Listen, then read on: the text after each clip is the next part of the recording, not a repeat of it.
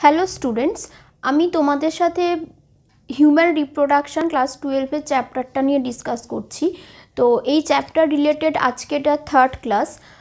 যারা এর আগের দুটো ক্লাস দেখোনি, সেই ক্লাসে একটা আছে ইন্ট্রোডাকশন ক্লাস, আর সেকেন্ড ক্লাসটা তোমরা পাবে হচ্ছে মেল রিপ্রোডাক্টিভ স্ট্রাকচার, টেস্টিস আমরা জানি বা শুক্রাশয়, সেটা যে মেন স্ট্রাকচারটা আমরা ডিসকাস করেছি। তো সেটা যেই ভিডিও দুটো যদি কেউ দেখে না থাকো তো ভিডিও দুটো একটু দেখে নিও। আমার এখানে দেখো আই বাটন থেকেও তোমরা ভিডিও লিঙ্ক পেয়ে যাবে, বা আমি ভিডিওটা ডেসক্রিপশানেও ভিডিও লিঙ্ক দিয়ে দেবো। তো সেখান থেকে তোমরা আগে যদি কেউ এটা দেখা স্টার্ট করো আর কি, তো তাহলে আমি বলবো আগে তোমরা অ্যাটলিস্ট মানে মেল রিপ্রোডাক্টিভ স্ট্রাকচার মানে টেস্টিসের যে ভিডিওটা রয়েছে সেটা অ্যাটলিস্ট তোমরা দেখে তারপরে এই ভিডিওটা দেখো, তাহলে ব্যাপারটা বা কনসেপ্টটা তোমরা আরও ইজিলি বুঝতে পারবে। তো চলো আজকের কন্টেন্টটা আমি স্টার্ট করি পড়ানো। যারা অলরেডি আগেরটা পড়ে এসেছো, দেখে এসেছো ভিডিওটা, তারা জানো আমি ওখানে মেল রিপ্রোডাক্টিভ স্ট্রাকচারের টেস্টিসের জাস্ট লঙ্গিটিউডিনাল সেকশন হলে আমরা কি কি ভিউগুলো দেখতে পাবো সেই স্ট্রাকচারসগুলো স্টাডি করেছি, এবং সেখানে সেটা পড়ানোর সময় দেখো তোমরা দেখেছো যে একদম আউটার মোস্ট কভারিং ছিল কি না স্ক্রোটামের ভেতরে আমরা পেয়েছিলাম টেস্টিসের প্রেজেন্স, এবং টেস্টিসের দেখো 3টে লেয়ার পেয়েছিলাম দেখো এখানে। তার মধ্যে সেই 3টে যে মেন লেয়ার পেয়েছিলাম টেস্টিসের কভারিং, তার মধ্যে একটা কভারিংয়ের নাম তোমরা পেয়েছিলে টিউনিকা অ্যালবুজিনিয়া, ঠিক আছে? তো সেই টিউনিকা অ্যালবুজিনিয়াটা তোমরা দেখেছিলে কি না ইনারমোস্ট লেয়ার ছিল ভাস্কিউলোসা, টিউনিকা ভাস্কিউলোসা। তো এবার এই টিউনিকা ভাস্কিউলোসার প্রেজেন্সটা আমরা দেখতে পাইনি। আমরা বলেছিলাম যে এর পরের ক্লাসে যখন ট্রান্সভার্স সেকশন করব, তো হিস্টোলজি স্টাডি করব, তখন আমরা ওই লেয়ারটা দেখতে পাবো। আর কি বলেছিলাম না, দেখো এই স্ট্রাকচারটা একটা ড্র করেছিলাম আমরা, এরকম একটা টেস্টিসের স্ট্রাকচার দেখেছিলাম, এবং সেখানে দেখেছিলাম এরকম টিউনিকা অ্যালবুজিনিয়া এইরকমভাবে গ্রুপ ফর্ম করে রয়েছে। টিউনিকা অ্যালবুজিনিয়া দেখেছিলাম দেখো এভাবে গ্রুপ ফর্ম করে রয়েছে, এবং এই যে লোবিউলসগুলো ফর্ম করেছে তার ভিতরে আমরা পেয়েছিলাম কি না সেমিনিফেরাস টিউবিউলস পেয়েছিলাম। আর কি বলেছিলাম, টিউবিউলসগুলোর ফাংশন বলেছিলাম যে এদের মেন ফাংশন হবে স্পার্মাটোজেনেসিস, যার মানে হচ্ছে স্পার্ম ফর্মেশন, এবং সেমিনিফেরাস টিউবিউলসগুলো দেখেছিলাম রেটি টেস্টিসের সঙ্গে অ্যাটাচ আছে। এই জিনিসগুলো আগে পড়ে এসেছি। এবার ওখানে তাহলে আমরা এটা কি না টেস্টিসের লঙ্গিটিউডিনাল সেকশানে আমরা এরকম লোবিউলসগুলো পেয়েছিলাম। এবার আমরা বলেছি কি যদি টেস্টিসটাকে ট্রান্সভার্স সেকশন করি তাহলে কি হবে। তো দেখো আমি আগের দিনই যখন নাকি লঙ্গিটিউডিনাল সেকশন করে এই স্ট্রাকচারসগুলো ডিসকাস করেছি তোমাদের সাথে, তখনই বলেছিলাম যে এইটা যদি এগুলো এক একটা কি না এগুলো বিভিন্ন নালিকা, ঠিক আছে? তো সেই রকম যদি হয় তো তাহলে সেগুলোর জন্য আমরা কি পেয়েছি, ওগুলোকে সেকশন করে লঙ্গিটিউডিনাল সেকশানে এইরকমভাবে পেয়েছি। এবার এগুলো তো সিঙ্গেল লাইনে নেই, আমরা এরকমভাবে সিঙ্গেল লাইনে ড্রটা করছি, এগুলো এরকমভাবে ডবল লাইনে আছে। এবার যদি এটাকে দেখো আমরা এরকমভাবে সেকশন করে দিই তাহলে কি পাবো, এইরকমভাবে নালিকাগুলো পাবো। তো এবার এটা কীরমভাবে সেকশনটা হলো ট্রান্সভার্স সেকশন, এবং এখানে আমি কি বলেছিলাম আন্ডার মাইক্রোস্কোপ আমরা দেখলে এই জায়গাগুলোকেই বড় বড় করে দেখতে পারি, যেটা ধরো এখানে দেখছি। আশা করি তোমরা বুঝতে পারছো কি বলতে চাইছি। যদি না বুঝতে পারো আগের ভিডিওটাকেও ভালো করে দেখে নাও, ওখান থেকে এই কনসেপ্টটা আরও ডিটেলসে বুঝতে পারবে যে এরমভাবে সেকশন করলে এই যে ব্যাপারটা আমরা পাচ্ছি সেগুলোই হচ্ছে এক একটা এরকম। এই এক একটা হচ্ছে সেমিনিফেরাস টিউবিউলসকে ট্রান্সভার্স সেকশন করা হয়েছে, ঠিক আছে? তো ট্রান্সভার্স সেকশন করলে আমরা সেমিনিফেরাস টিউবিউলের ভেতরে কি সেলসগুলো আছে সেগুলোকে স্টাডি করতে পারছি। আর যেটাই এখানে করার কাজ আমাদের করতে হবে যে সেমিনিফেরাস টিউবিউলের ভেতরে কি কি সেলসগুলো আছে, কোন সেলসের কি ফাংশন সেগুলো দেখতে হবে। সেটাই হচ্ছে মাইক্রোস্কোপিক অ্যানাটমি, বা আমরা বলতে পারি শুক্রাশয়ের আণুবীক্ষণিক গঠন বা মাইক্রোস্কোপিক অ্যানাটমি অফ টেস্টিস। এবার ব্যাপারটা কি হচ্ছে দেখো, আমরা একটুখানি এখানে ভাবতে হবে। এই ছবিটা সব বইতে তোমরা পাবে, যে কোনো 12th বইতে পাও, কিন্তু কেন মানে কিভাবে এরকম তিনটে গোল গোল হয়ে যাচ্ছে। আর আমরা টেস্টিসের ওরকম একটা দেখছিলাম সেমনিফেরাস টিউবিউলস, তো টিউবিউল হবে, তার সঙ্গে সেটা থেকে এরকম গোল গোল স্ট্রাকচার কিভাবে এসে যাচ্ছে, এগুলো নিয়ে তোমাদের মধ্যে প্রচুর কনফিউশন থাকে যে কেন এইরকম একটা হয়ে গেল, বোঝা গেল না। আশা করি এটা তোমরা বুঝতে পারলে যে টিউবিউলসগুলো যখন ট্রান্সভার্স সেকশন করছি, করার পরে এইরকমভাবে এই নালিটার যেই ট্রান্সভার্স সেকশন হয়ে গেল, এটা একটা ডবল লেয়ার ছিল, এবার ট্রান্সভার্সের পরে এটা এই যে গোল জিনিসগুলো হবে সেটাই হচ্ছে এটা, এবং তার ভেতর কি কি সেলসগুলো আছে সেগুলো আমরা এখানে ক্লিয়ারলি দেখতে পাচ্ছি। তাহলে এটা ক্লিয়ার।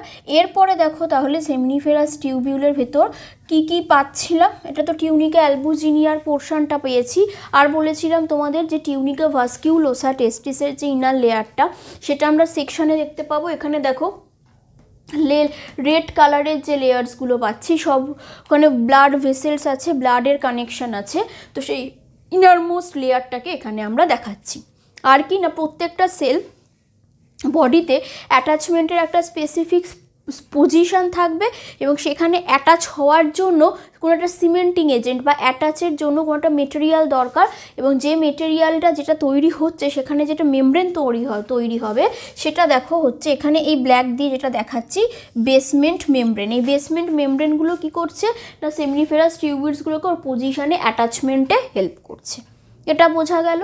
এরপর চলো আমরা দেখে নিই যে সেমনিফেরাস টিউবিউলসের ভেতরে তাহলে কি কি সেলসগুলো পাওয়া যাচ্ছে। তাহলে সেমনিফেরাস টিউবিউলের ভেতরে দেখো আমরা দুটো টাইপের সেল পাবো, স্পার্মাটোগোনিয়াল সেলস আর সার্টোলি সেলস। আমরা ধীরে ধীরে পরপর সব সেলসগুলোর স্ট্রাকচার এবং কি কি কাজ আছে ফাংশনসগুলো দেখব। তো প্রথমে দেখে নিই স্পার্মাটোগোনিয়াল সেলসের মধ্যে কি কি পার্টগুলো পড়ছে এবং তার কি ফাংশনস আছে, কি হচ্ছে। তো সেটাতে দেখো স্পার্মাটোগোনিয়াল সেলস, যেটা মানে আমরা কি বলেছি না সেমিনিফেরাস টিউবিউলসের মেন ফাংশনই হবে স্পার্ম ফর্মেশন, রাইট।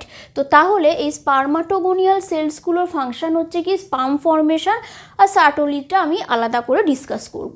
তো তাহলে স্পার্মাটোগোনিয়াল সেল যদি হয়, আমরা এখানে একটুখানি দেখো নাম্বারিং করার চেষ্টা করেছি। এই 1 পয়েন্টে একদম উপরের দিকে দেখো ব্লু কালারের যে লেয়ার্সগুলো পাচ্ছি সেগুলোকে আমরা বলতে পারি স্পার্মাটোগোনিয়াল সেলস। মানে এই সেলসগুলো কিন্তু দেখো ডিপ্লয়েড টাইপ, ঠিক আছে, এই সেলসগুলো কিন্তু ডিপ্লয়েড কন্ডিশনে আছে। এবার কি হলো না এই যে স্পার্মাটোগোনিয়াল সেলসগুলোর মধ্যে ফার্স্ট আমরা পাবো হচ্ছে স্পার্মাটোগোনিয়াম, ওগুলো হচ্ছে ডিপ্লয়েড। এবার কি হলো না যখন নাকি শুরু হবে স্পার্মাটোজেনেসিসটা, মানে কি না আমরা জানি অ্যাডোলেসেন্স কন্ডিশন হিউম্যান যদি মেল হয় তাদের ক্ষেত্রে মোটামুটি 13 ইয়ার্স কি 14 ইয়ার্স এরকম থেকে স্টার্ট হয়ে যায়। হয়টা কি না এই যে একটা হরমোনের নাম, এটার ফুল ফর্ম ক্লাস 12-তে সবাই জানো, ফলিকল স্টিমুলেটিং হরমোন।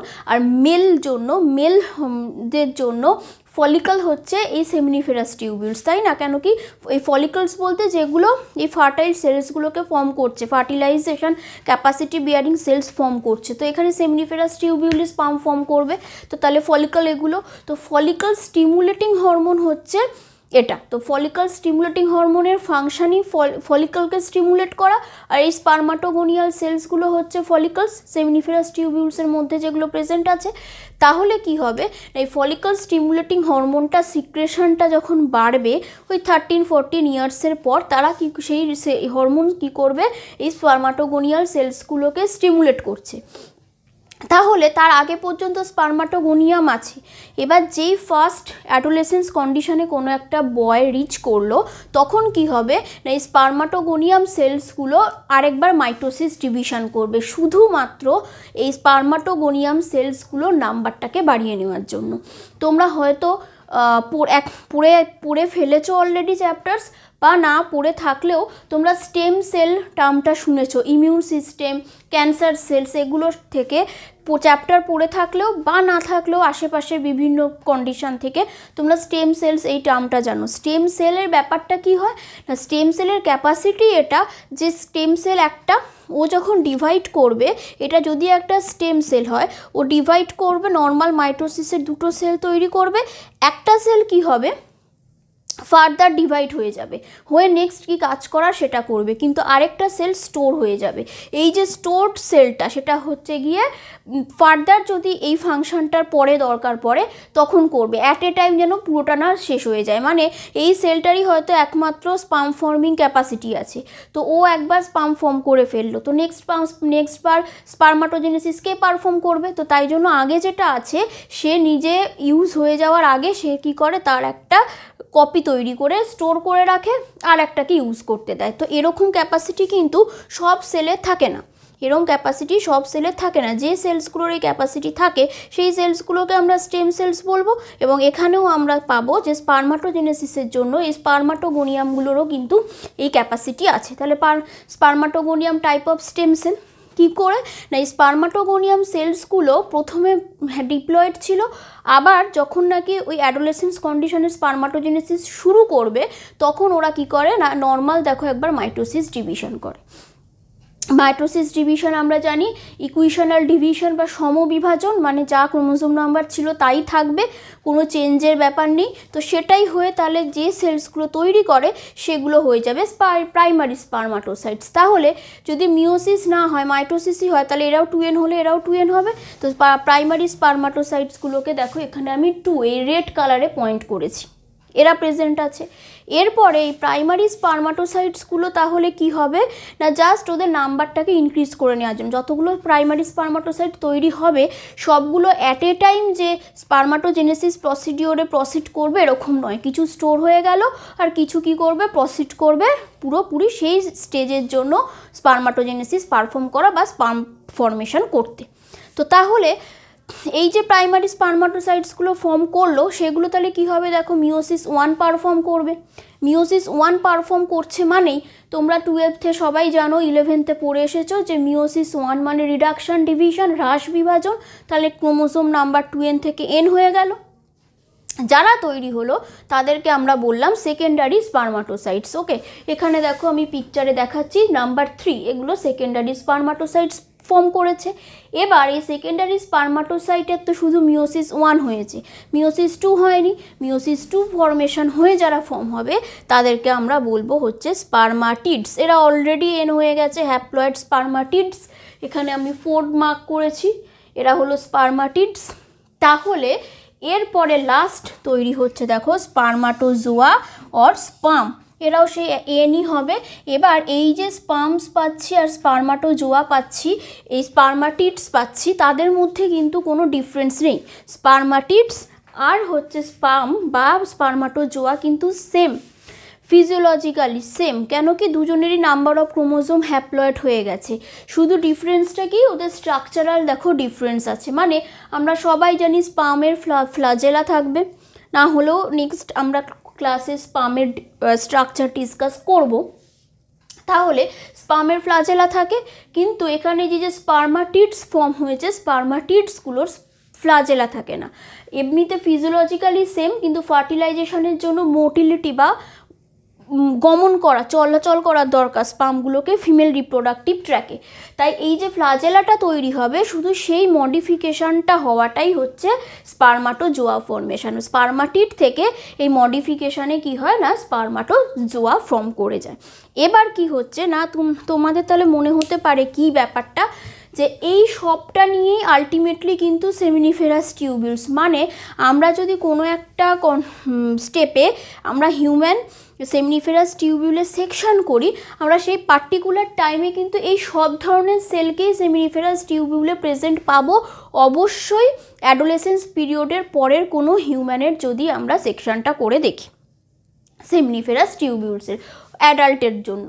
তো সেক্ষেত্রে কেন পাচ্ছি দেখো না, এই ডিফারেন্ট এই যে প্রসিডিওরটা সাইমালটেনিয়াসলি চলছে, তো সেই জন্য অ্যাট এ টাইম কিন্তু সব ধরনের সেলসকেই আমরা সেমিনিফেরাস টিউবিউলসের মধ্যে প্রেজেন্ট পাবো। এবার এখানে তো জাস্ট একটা পিকচার ভিউ দেখছি, এটাকে যদি 3D স্ট্রাকচারটা তোমরা ভেবে দেখো, দেখো আমি পাশে তোমাদেরকে পিকচারটা দেখানোর চেষ্টা করছি। যদি সেমিনিফেরাস টিউবিউলের 3D ভিউটা আমরা দেখি, একটু বোঝার চেষ্টা করলে দেখো তোমরা বুঝতে পারবে এই মিডিল পোর্শনটা না হলো হয়, মানে এইটাকে তোমরা যদি 3D ভাবো, তোমরা পিকচারটা দেখো, সাইডে আমি যে পিকচারটা দেখাচ্ছি সেখান থেকে বুঝতে পারবে যে এই যে সাইডের যে থিকনেসটা, এই থিকনেসটা তৈরি করছে এই যে সেলসগুলোকে আমি বললাম, এই সেলসগুলো।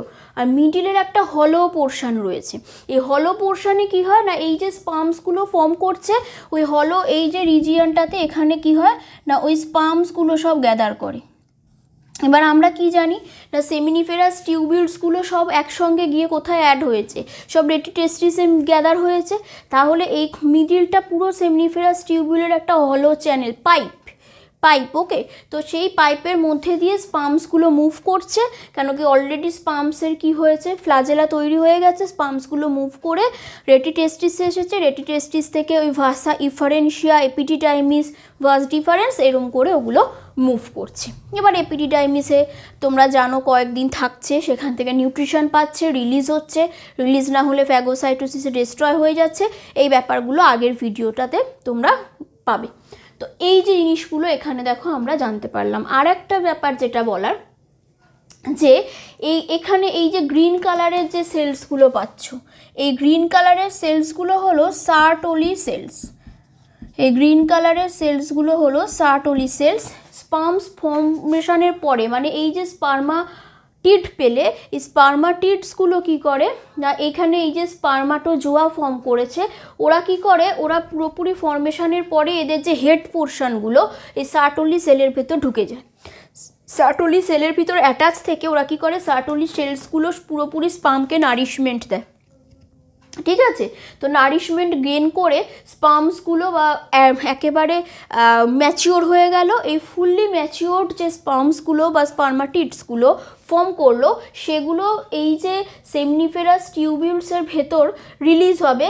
কোথা থেকে না, সার্টোলি সেল থেকে। কেন আমি বলছি যে এখানে এই যে স্পার্মাটিডসগুলো ফর্ম করেছে, ওরা তো ফুল ম্যাচিওর হচ্ছে এপিডিডাইমিসে, কিন্তু তার আগেও ওদের একটা ম্যাচিউরেশন সাইট আছে এই সেমনিফেরাস টিউবিউলসে, সেটা কি না, সার্টোলি সেল। তাই স্পার্মাটিডসগুলো সার্টোলি সেলসের মধ্যে হেডগুলোকে রেখে ওখান থেকে নিউট্রিশন কালেক্ট করে ম্যাচিওর হয়ে যাওয়ার পরে এই সেমনিফেরাস টিউবিউলসের এই যে মিডিলের তোমাদের বললাম একটা ক্যাভিটি থাকে, ঠিক যেরকম পাইপের মিডিলটা হলো হয়, ওখানে সেমনিফেরাস টিউবিউলে রিলিজ হয়।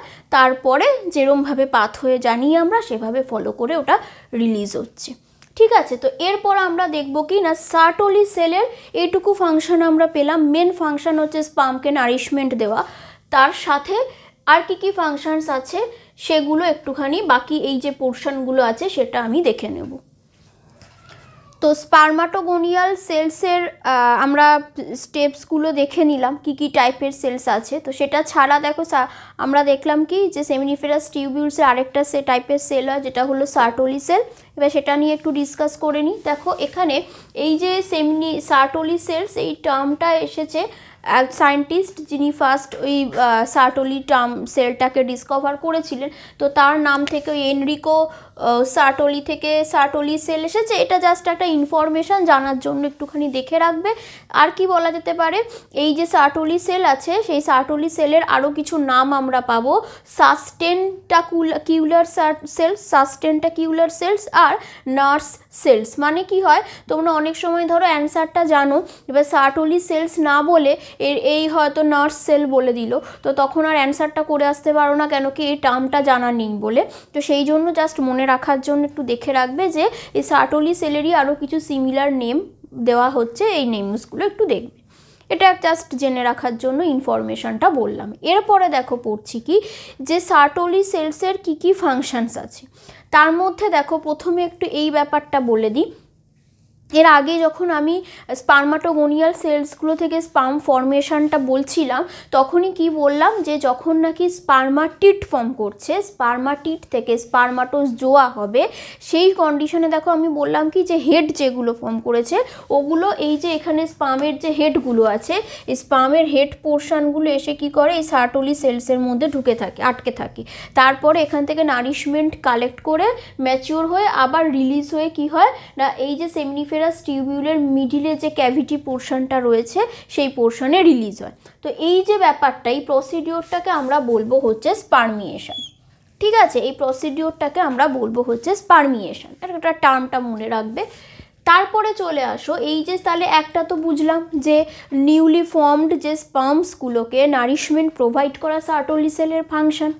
এটা ছাড়া কি আছে, এখানে দেখো একটা পয়েন্ট পাবো আমরা যে ডাইজেশন অফ সাইটোপ্লাজম বা digest of cytoplasmic residues plus unwanted sperm. মানেটা কীরকম না, এর ভেতরে যে সাইটোপ্লাজমিক রেসিডিউসগুলো রয়েছে সেগুলোকে এক্সেস হয়ে গেলে এই সার্টোলি সেল কী করে ডাইজেস্ট করে ফেলতে পারে। তার সাথে সাথে কিছু স্পাম ফর্মেশন তোমরা ক্লাস 11তে যখন মিয়োসিস সেল ডিভিশন পড়েছিলে ওখানে দেখো নন ডিসজাংশন এরকম টার্ম একটা পড়ে থাকবে।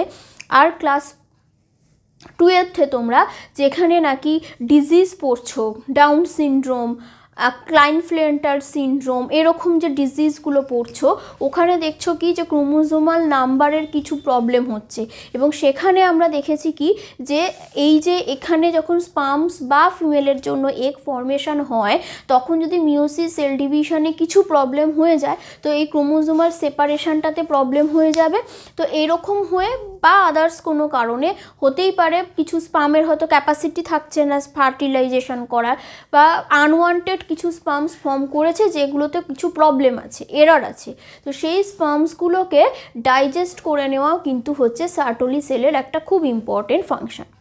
নেক্সট কি ফাংশন পাবো না, নেক্সট ফাংশনটা হচ্ছে দেখো এখানে বলছে ফর্ম ব্লাড টেস্টিস ব্যারিয়ার। এই ব্লাড টেস্টিস ব্যারিয়ার ব্যাপারটা কি না, ব্লাড টেস্টিস ব্যারিয়ার ব্যাপারটা হচ্ছে সাপোজ ধরো এখানে আমরা সার্টোলি সেলস দেখতে পাচ্ছি, এই যে দুটো সার্টোলি সেলস আছে এর মিডিলে স্পার্মাটোগোনিয়াল সেলসগুলো আছে। এই যে পোর্শনটা, এই পোর্শনটাতে কি হয় সার্টোলি সেলসগুলো আসলে কি হয় এখানে পিকচারটাতে ওভাবে বোঝা যাচ্ছে না, এগুলো সব গায়ে গায়ে থাকে আর এর উপর দিয়ে স্পার্মাটোগোনিয়াল সেলসগুলো থাকে, ঠিক আছে, মানে এই মিডিলের ডিস্টেন্সটা একটু কম হয় সার্টোলি সেলসের। তো এই ডিস্টেন্সটা কম হলে এই সার্টোলি সেলসগুলো কি করে এমন একটা সেমনিফেরাস টিউবিউলসের কভারিং তৈরি করে ফেলে যাতে কি হবে ব্লাড বাইরে, এই যে এইগুলো তো ব্লাড, আমরা যেটা টিউনিকা ভাস্কিউলোসা বলেছিলাম, একটুখানি ইন্টারলিঙ্ক করার চেষ্টা করো। তো টিউনিকা এখানে অ্যালবুজিনিয়া বলে টিউনিকা ভাস্কিউলোসা বলেছিলাম, সেগুলো তো সব এখানে ব্লাড ভেসেলস, ব্লাড সাপ্লাই হচ্ছে। তো এই ব্লাড যে কোনোভাবেই যাতে এখানের এই সেমনিফেরাস টিউবিউলের ভেতরে না এন্টার করতে পারে, বা স্পাম কোনোভাবেই যাতে এই সেমনিফেরাস টিউবিউল ওভারকাম করে না বাইরে চলে আসতে পারে, মানে ব্লাড ভেতরেও ঢুকবে না, এখান থেকে স্পাম বাইরেও যাতে ব্লাডের কন্ট্যাক্টে না যায়, সেই জন্য কি হয় এই ব্লাড টেস্টিস ব্যারিয়ার ফর্মেশন করাটা কিন্তু দরকার, এবং সেটা করতে তৈরি করে হচ্ছে কে না এই সেমনিফেরাস টিউব, সার্টোলি সেলস। এবার তোমাদের মনে হবে যে কেন ব্লাড টেস্টিসের ব্যারিয়ারটা দরকার, সেটার কারণ হচ্ছে তোমরা সবাই জানো যে ব্লাডের ভিতর ডাব্লিউবিসি আছে, আর ডাব্লিউবিসির ফাংশন কি, ডাব্লিউবিসির ফাংশন হচ্ছে ইমিউন সিস্টেম বিল্ড করা। এবার স্পামটা তো আর ওর চেনা নেই বডির জন্য, কেন কি না ধরো মোটামুটি একদম মানে বিফোর পিউবার্টি পর্যন্ত স্পার্মস ফর্ম হয়ই না, তো অতটা এজ পর্যন্ত একটা হিউম্যান বডি সেটা তো জানে না যে স্পার্মস তার নিজের বডির সেল। তো তার যখন হঠাৎ করে এরকম একটা এজের পর মানে পিউবার্টির পর বা অ্যাডোলেসেন্স কন্ডিশনের পর আমরা দেখব যে স্পার্ম ফর্মেশন শুরু হতে পারে কি না বডি কিন্তু ওটাকে অ্যাজ আ অ্যান্টিজেন বা ফরেন বডি হিসাবে সিলেক্ট করতে পারে। তো সেক্ষেত্রে তো স্পামকে ডাইজেস্ট করে ফেলবে ব্লাডের কন্ট্যাক্টে এলে, কেন আমরা জানি যে ব্লাডে ডাব্লিউবিসি আছে, তো ডাব্লিউবিসি তো স্পামকে ডাইজেস্ট করে ফেলতে পারে, তাই না?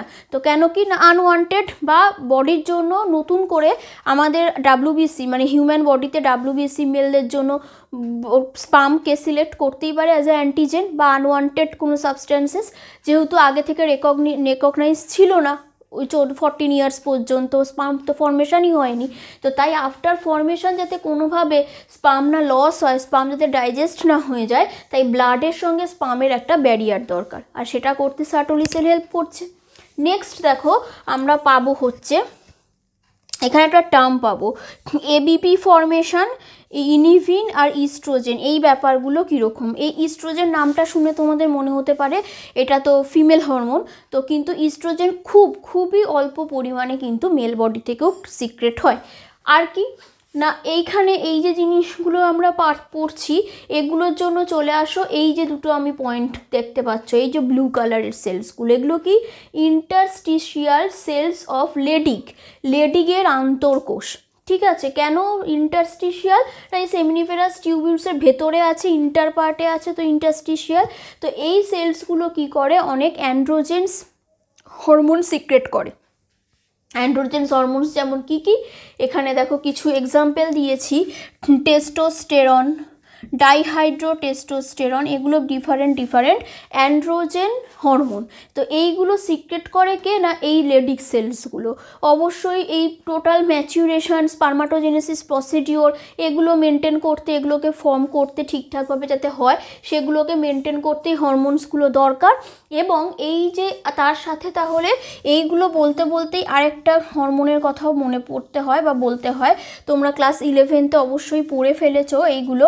Interstitial cell stimulating hormone, ICSH, কি হয় না, পিটুইটারি থেকে সিক্রেট হয়। তো এই পিটুইটারি থেকে এই হরমোনটা সিক্রেট করে কাজটা করে এখানে গিয়ে এই cell interstitial cell stimulating hormone. কেন সব নামগুলোকে ইন্টারলিঙ্ক করে পড়লে কখনোই আমাদের কিছু গন্ডগোল হবে না।